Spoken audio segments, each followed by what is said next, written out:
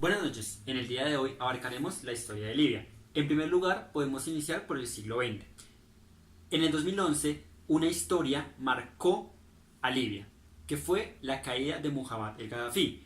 Esta protagonizada por los rebeldes, que decidieron sacarlo del poder por considerar que su autoridad, en primer lugar, era ilegítima y no causaba ningún beneficio para el país. Luego de esto se generaron manifestaciones que desencadenaron una guerra civil. La coalición formada por Estados Unidos, España, Inglaterra y Francia, en cabeza de la ONU y luego involucrada a la OTAN, la cual es la organización Tratado del Atlántico Norte, decidieron impedir la masacre dentro de la población. Egipto siempre consideró a Libia como la gran parte de su desierto, entre ellos el famoso desierto del Sahara. Luego de esto, Libia era considerado como parte del continente africano, el Magreb, que se dirigía desde el Sahara Oriental hasta la frontera oeste con Egipto. Libia, para ese entonces, era considerada como tierras meridionales del Mediterráneo, consideradas como un continente junto a Asia y Europa. Actualmente tenemos que reconocer tres regiones importantes de Libia en las cuales se divide, que es Cirenaica, Tripolitania y Fesán. Fesán es la mayor parte desértica de todo Libia. Tripolitania, en primer lugar, fue colonizada por los fenicios, luego fue reconquistada por los justinianos. La región cirenaica, para el siglo VII a.C., fue colonizada por los griegos, luego se dio la fundación de la colonia Cirene, que esta fue gobernada por Bato. Todo esto tributaba a los persas. Luego de esto, Ptolomeo Apión, que fue el primer y último monarca de la República Romana.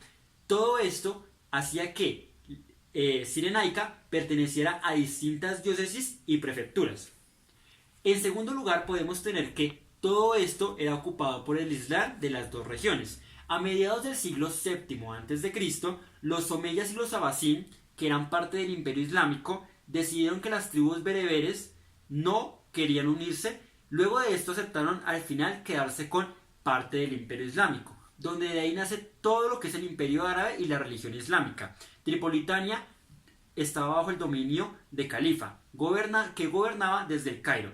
Luego de esto, Libia fue en los siguientes siglos el territorio para todos, pasando sin mayor preámbulo a importancia de algún país, ya que solo tenía como tal su principal, digámoslo, atributo, el tránsito caravanero por la zona de la costa. Para 1837, de biche marroquí, Mohamed el Idris proclamó en la Meca una revelación, o más conocida como Taik, en la cual pretendía restaurar la piedad y la ayuda mutua del primer Islam formado por Mahoma. Después de la guerra que enfrentó a Italia y Turquía, la primera ocupó territorios mediterráneos de la segunda. Para 1912 se le reconoció internacionalmente a Libia territorios de la colonia después de la repartición colonial. Esto se constituyó como una nueva colonia. Libia estableciéndose por primera vez unas fronteras concretas con divisiones territoriales entre Cirenaica y Tripolitania. Esto fue considerado como el Estatuto Libio. Luego de esto podemos ver cómo la administración italiana solo le importó la franja marítima, que no había intereses por el territorio arenoso, ya que antes de la Segunda Guerra Mundial fue el principal escenario de enfrentamiento de tropas alemanas nazis e inglesas. Para 1932 Libia estaba pacificada. El gobernador enviado por el fascismo del gobierno de Mussolini, Libia quedó controlado por los aliados ingleses y americanos. Luego de esto, Cirenaica y Tripolitania fueron la población mayormente musulmana. Para 1947, Italia renuncia a la posesión de la colonia. Fezzan pertenece a Francia y se independiza el 1 de enero de 1952, que logra ser el primer país africano en conseguirla. Con 1 millón de habitantes, la ONU decretó independencia y quedó como rey Idris I, que carecía de identidad nacional para sus habitantes. Este fundó Al-Bayak, actual capital, conocida como Trípoli. Luego tenemos el gran golpe de estado a Gaddafi, que fue el conflicto palestino-israelí. Para 1967, la guerra de los 6 días que se desató. En 1982 cerraron relaciones petroleras con Estados Unidos. Para 1986, los Estados Unidos bombardearon bancos libios.